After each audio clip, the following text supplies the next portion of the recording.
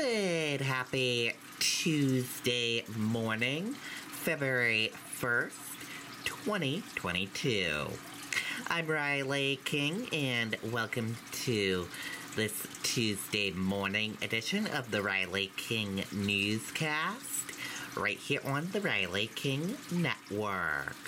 We have a lot of news to get to this Tuesday morning, so let's get started right now. First up, COVID-19, weather blamed for disruption to propane deliveries for some New Hampshire customers. Let's take a listen to that video from WMUR News 9.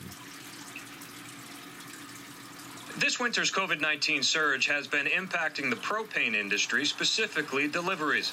The Propane Gas Association of New England tells News 9 that supply is plenty, but absenteeism because of COVID is causing significant staffing challenges, and that affects getting propane to people's homes. It runs our heat, our hot water, and our stove, so it's kind of a whammy for us. Carrie Bawley of Derry is on automatic delivery with AmeriGas, but ran out on Friday. She was promised a delivery on Saturday morning, but it never came. We're already out like $500 on ordering out the space heaters. If we keep running these, I'm sure our electric bill's going to be out of control. An AmeriGas spokesperson cited weather conditions and COVID impact as the main reason for delays, saying, "We are taking steps to speed up deliveries and have brought in drivers from other areas of the country.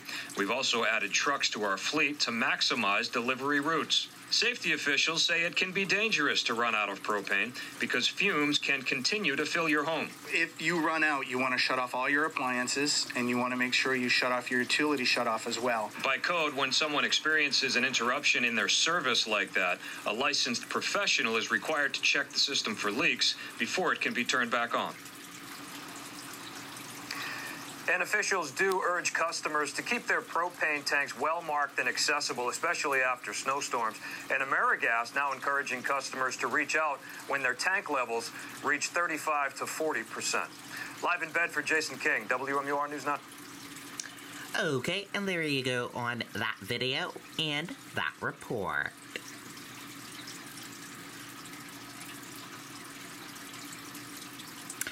Berlin man charged after shaking valve of unidentified powder at officers. Let's take a listen to that video from WMUR News 9. As one of the region's largest family-owned energy providers, Eastern Propane and Oil knows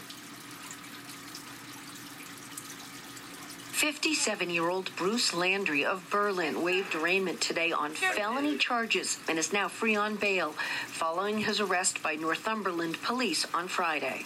The officers on duty had a report of somebody acting strangely and nodding off at a local medical center. According to the chief, Landry told the two officers and a trainee who were there that he had just used fentanyl or heroin, but couldn't remember which one. As they spoke to him, he kept reaching into one of his pockets, and when they inquired as to what was in the pocket, well, that's when this vial apparently came out, and he was shaking it all over the place. A powdery substance becoming airborne.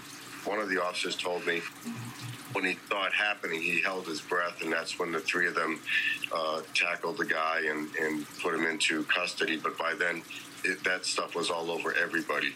They walked Landry to the nearby police station instead of driving to avoid further possible contamination. You get a bunch of this stuff that's up in the air and aerosolized the way it was. It could be a real big deal. EMS monitoring them. Fortunately, none of them showing signs of problems. Well, I think we really dodged a bullet in that regard. That could have been a whole lot worse.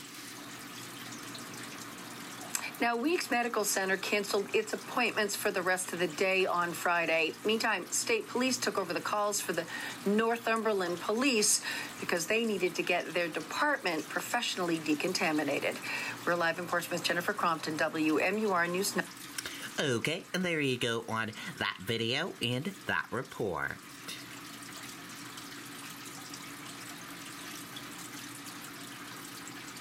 Democratic Party leaders condemn Democratic lawmaker for alleged racist language.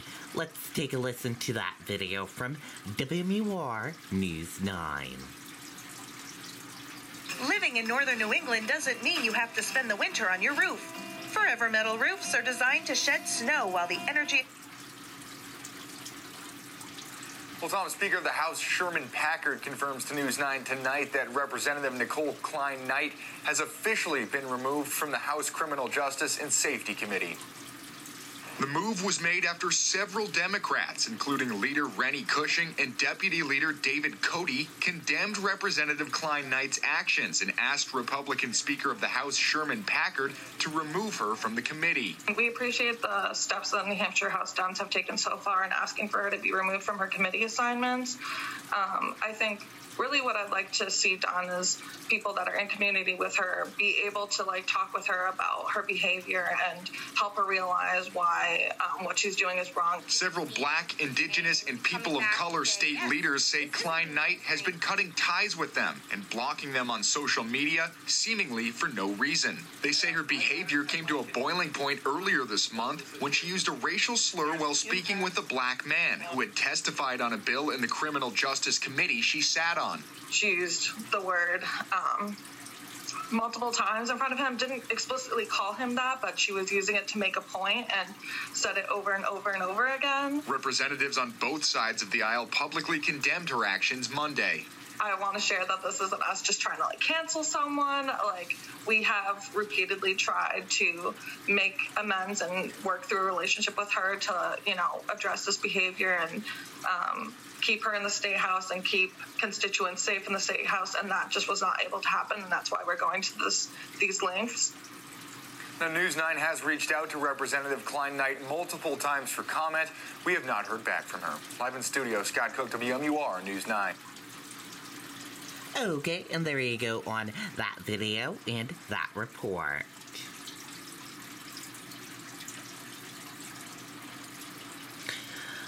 Moderna announces full U.S. approval for its COVID-19 vaccine.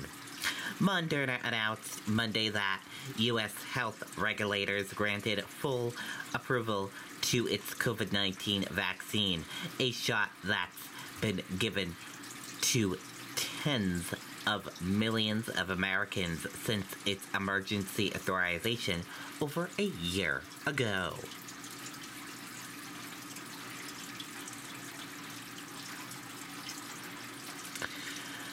Attorney General's office investigating suspicious death in Haverhill. Let's take a listen to that video from WMUR News 9.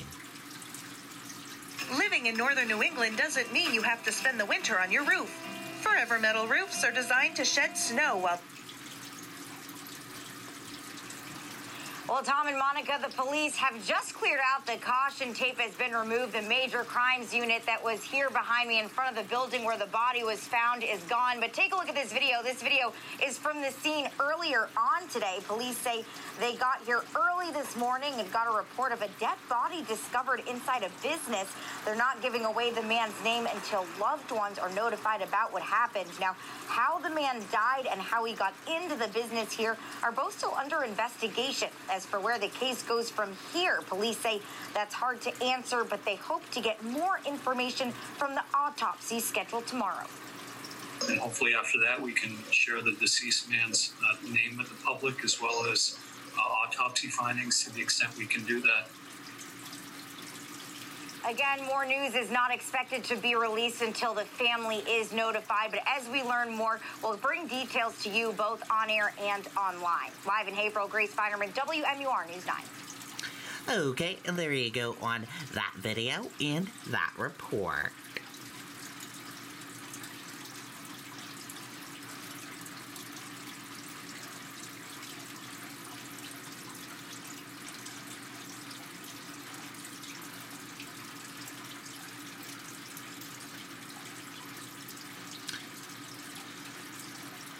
Fire at fertilizer plant may cause explosion. Area evacuated.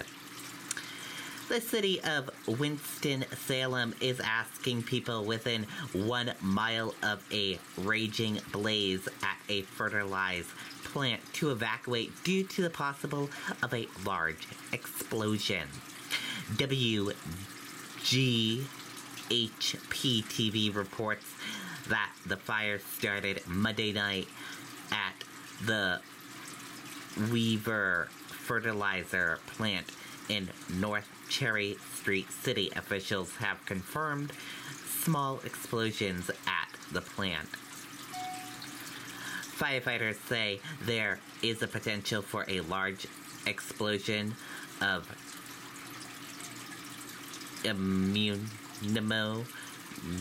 nitrate.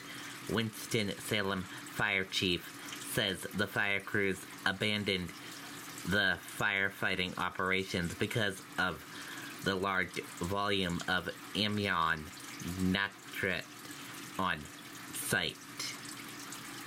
The building has collapsed as well, and across to the production that is in the building is restricted, WGHP reported.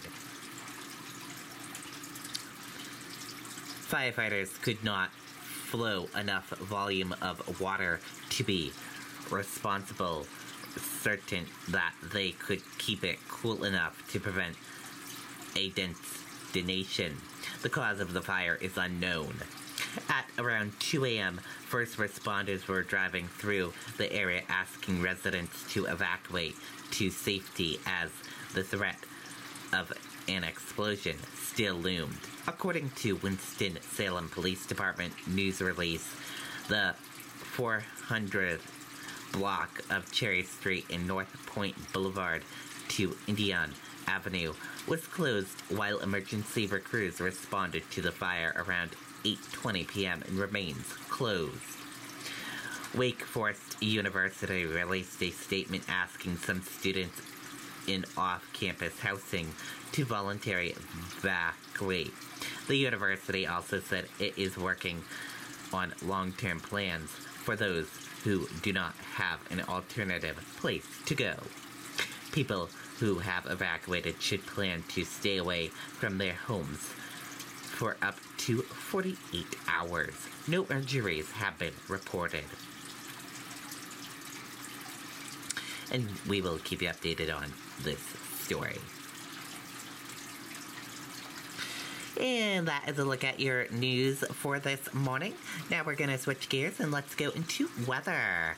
Weather right now is clear and it is 1 degree, but it feels like -9 degrees out there. Brr, chilly.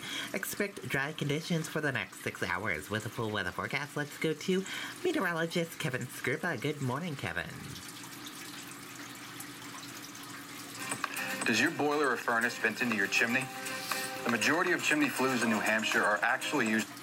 Welcome to the month of February. Temperatures trending up through midweek. We do have the potential, after a couple of flurries or a few snow showers today, for some patchy freezing drizzle and a couple of slippery spots later tonight and early tomorrow. Next storm system looks like it could be initially rain, but then over to a mix, and then possibly over to snow. The timing and location of that very different on the maps early this morning, so it's something we'll be keeping tabs on in the next few days. Quite a few clouds located offshore. Those will wander onshore through the day. Otherwise, it is another very cold start with clear skies initially. Not much going on back to our west for the time being.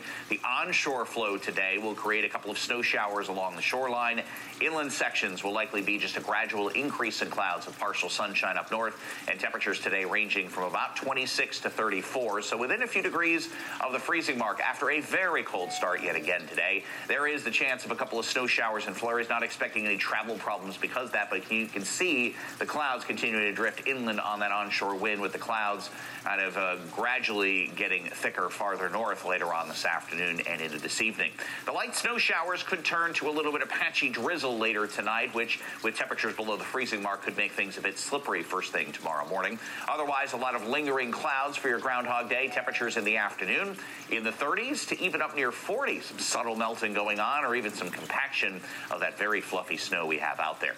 We get into Thursday, and there will be a front slowly edging in. And again, the temperature temperatures as this arrives are very different on the maps early this morning. The general thumbnail sketch right now is mild enough for mainly rain shower activity for the southern half of the state Thursday afternoon and Thursday night, while it will likely be any sort of a brief mix over to some wet snow in the North Country Thursday afternoon and Thursday evening. Colder air is going to be sliding south Thursday night and early Friday, likely changing this over to some wet snow before wrapping up Friday afternoon and then pulling away Friday night and early Saturday. Weekend looking good right now. There'll be a pretty good breeze around Saturday and mostly sunny skies on Sunday. Temperatures ranging anywhere from 27 to 34. Not quite as cold after a very cold start. The clouds will be increasing and there could be a couple of flurries around. Later on this evening, we drop back into the teens and 20s, some patchy freezing drizzle in southern areas, and then that gives way to temperatures in the 30s to near 40 degrees tomorrow afternoon. As far as that system later this week, some slippery driving conditions are expected, especially in the North Country later Thursday and elsewhere across the state into Thursday night and early Friday. That wintry mix or rain over to snow before wrapping up. Here's what we're looking at as far as region by region. Mostly snow up north developing Thursday afternoon, and any sort of a rain or wintry mix combination Thursday afternoon and Thursday night in southern areas of the state, likely going over to some wet snow before ending. Remains to be seen as far as accumulation. Really, the time of changeover is going to dictate that. Quiet weekend on the way with a wind chill for Saturday and then mostly sunny skies Sunday. Okay, and there you go on that weather forecast from meteorologist Kevin Scribbo. Thank you for that, Kevin. And that does it for this morning edition of the Riley King Newscast right here on the Riley King Network. Thank you for tuning in and watching. Have a great day, everyone. Goodbye.